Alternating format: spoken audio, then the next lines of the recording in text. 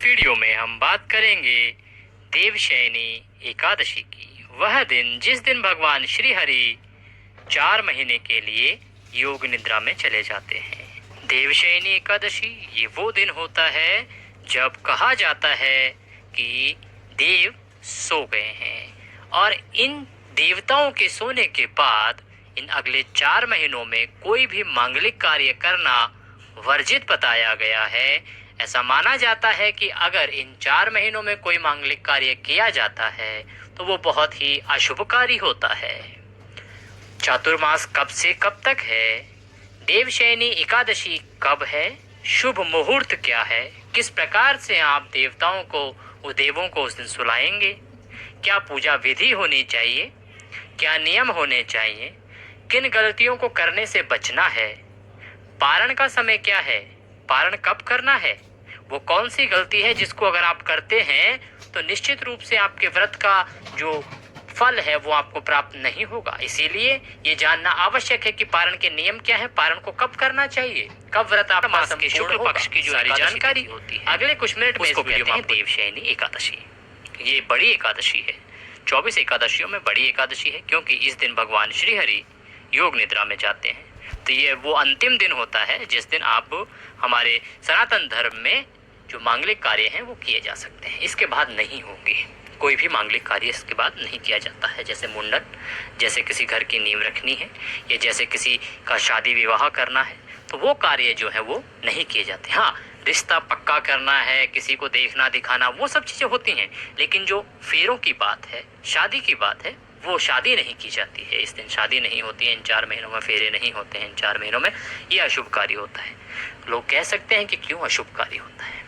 देखिए, अगर आप सनातन धर्म को मानते हैं, धर्मशास्त्र को मानते हैं, भगवान में विश्वास रखते हैं, तो जो पूजा आपके यहाँ की जाती है जब आप शादी कर रहे हैं या कोई भी मांगलिक कार्य कर रहे हैं तो पूजा में सबसे पहले देवताओं का आवाहन किया जाता है।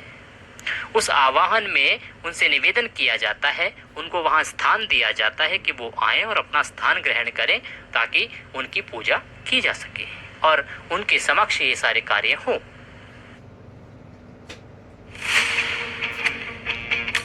Great news. परंतु अगर देव सो रहे हैं तो वो कैसे आएंगे? और अगर इस दौरान आप उनको बुलाते हैं पूजा के जरिए, पूजा के माध्यम से आप उनको बुलाने का प्रयास भी करते हैं तो ये उनकी विश्राम में एक बाधा होगी। क्या आपको लगता है कि ये आपके लिए हितकर होगा? इसीलिए कभी भी अगर ऐसा हम करते हैं तो शुभ फल नहीं मिलते हैं, क्योंकि जो भगवान श्री हरि इस समय योग निद्रा में होते हैं।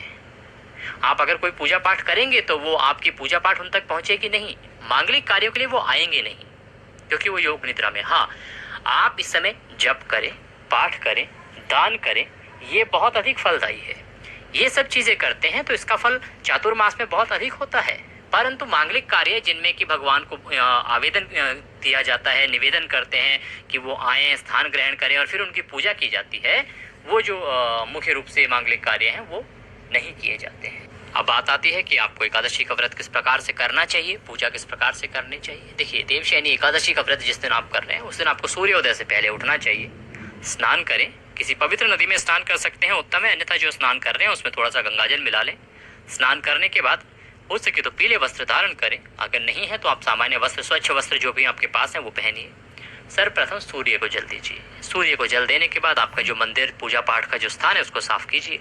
वहां पर भगवान श्री हरि की कोई तस्वीर या प्रतिमा रखी है पहले से तो उत्तम है, अगर नहीं रखी है तो आपको करना क्या है कि सबसे पहले कोई चौकी या पटरा लीजिए या जहाँ पे भी आपके मंदिर में जगह है तो वहाँ पे पीला वस्त्र बिछाइए, उसके ऊपर भगवान श्री हरि की कोई तस्वीर या प्रतिमा स्थापित कीजिए, रखिए। उसके बाद भगवान को स्नान कराएंगे। स्नान कराने के लिए किसी लोटे में, तांबे का या पीतल का लोटा लीजिए, उसमें आप जल लीजिए और थोड़ा सा गंगा जल उसमें मिला लीजिए, इससे आप स्नान कराएंगे। अगर आपके पास कोई प्रतिमा है जिसका अभिषेक कराया जा सकता है तो सर्वश्रेष्ठ होता है। आप उस प्रतिमा को किसी पात्र में, स्टील की थाली में, स्वच्छ थाली में रखिए और उसमें भगवान का अभिषेक कराइए। अभिषेक कराने के लिए क्या करेंगे? आप बनाएंगे पंचामृत, कच्चा दूध, दही, शहद, घी और शक्कर, इन 5 चीज़ों को मिला लीजिए। सबसे पहले भगवान को शुद्ध जल से स्नान कराइए, फिर आप पंचामृत से स्नान कराइए और फिर पुनः शुद्ध जल से स्नान कराइए। अगर आपके पास तस्वीर है तो तस्वीर पर सिर्फ पानी के छींटे दीजिए और उसके बाद साफ वस्त्र से उनको पोंछ दीजिए। पोंछने के बाद दोनों ही केस में अगर आप अभिषेक करा रहे हैं तो भी उसके बाद पोंछने के बाद रौली कुमकुम आदि का तिलक लगाइए भगवान को। तिलक लगा के उनको फूलों की माला पहनाइए, पुष्प अर्पित कीजिए, वस्त्र के रूप में मौली का एक टुकड़ा तोड़ के अर्पित कीजिए, घी का दिया जलाइए, धूप दिखाइए और अब व्रत करने का, पूजा करने का संकल्प कीजिए। संकल्प की साधारण सी विधि हम आपको बताते हैं। अपने सीधे हाथ में जल लीजिए, 1 रुपए का सिक्का दक्षिणा के रूप में कम से कम रखिए और 3 बार बोलिए ओम श्री विष्णु श्री विष्णु श्री विष्णु। अपना नाम बोलिए, अपना गोत्र बोलिए। स्थान पर बैठकर पूजा कर रहे हैं वहाँ का, क्षेत्र का, शहर का नाम बोलिए। उसके बाद एकादश्याम पूर्ण तिथि हो, अमुक वासरे जो भी उस दिन वार है वह बोलिए। हे प्रभु, आज के दिन हम देवशयनी एकादशी का व्रत पूजन व व्रत करने का संकल्प करते हैं। अमुक उद्देश्य, जिस उद्देश्य की पूर्ति के लिए आप यह कर रहे हैं, कोई कामना है तो वह कामना बोलिए कि प्रभु इस कामना की पूर्ति करें और यह संकल्प स्वीकार करें। संकल्प भगवान के चरणों में अर्पित कर दीजिए। भगवान को नमस्कार कीजिए, 108 बार ओम नमः भगवते वासुदेवाय मंत्र का जाप कीजिए और देवशयनी एकादशी की व्रत कथा जो महात्म्य है वह सुनिए। ये सुनना या पढ़ना अति आवश्यक है। इसके लिए आप हमारे चैनल पर भी कथा सुन सकते हैं। प्रत्येक एकादशी की कथा महात्म्य का वीडियो आपके लिए उपलब्ध कराया जाता है, अपलोड किया जाता है। चैनल को अगर आपने सब्सक्राइब कर रखा है तो आपको कथा का वीडियो प्राप्त हो जाएगा। आप वह वीडियो चलाइए, भगवान को याद करते हुए कथा सुनिए। कथा सुनने के बाद भगवान की आरती कीजिए, आरती करके फल का भोग लगाइए, बंधु बांधवों में प्रसाद वितरित कीजिए और उसके बाद अपने दैनिक कार्यों में लग जाइए। दिन में कुछ नियमों का ध्यान रखें, किसी के प्रति भेदभाव, किसी के साथ वैर भाव, किसी पे क्रोध नहीं करना है, अपनी भाषा में संयम बरतना है, आपको ब्रह्मचर्य का पालन करना है और दिन में भगवान श्री हरि के चरणों में मन को लगाते हुए दिन को व्यतीत करना है। शुद्धता और आचरण का ध्यान रखना है, किसी प्रकार के खान पान में बाधा नहीं आनी चाहिए। इन नियमों को आपको पालन करना है। शाम के समय रात्रि को जब आए तो हो सके तो भगवान श्री हरि का कीर्तन कीजिए। रात्रि को अगर संभव है तो धरा पर, पृथ्वी पर शयन कीजिए और सुबह अगले दिन ब्रह्म मुहूर्त में उठिए, अन्यथा सूर्योदय से पहले अवश्य उठ जाइए, पारण का दिन होगा। और उठने के बाद स्नान आदि करके वस्त्र धारण करके सूर्य को जल दीजिए। फिर पुनः जिस प्रकार से आपने पूजा की थी उसी विधि को दोहराइए, पूजा कीजिए। पूजा करने के बाद अब आप पारण से पहले भोग लगाएंगे।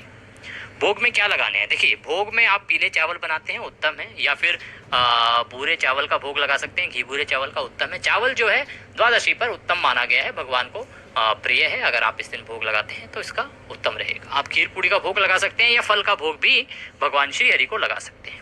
भोग की थाली जब लगाएं तो उसमें आप तुलसी का पत्ता अवश्य रखें।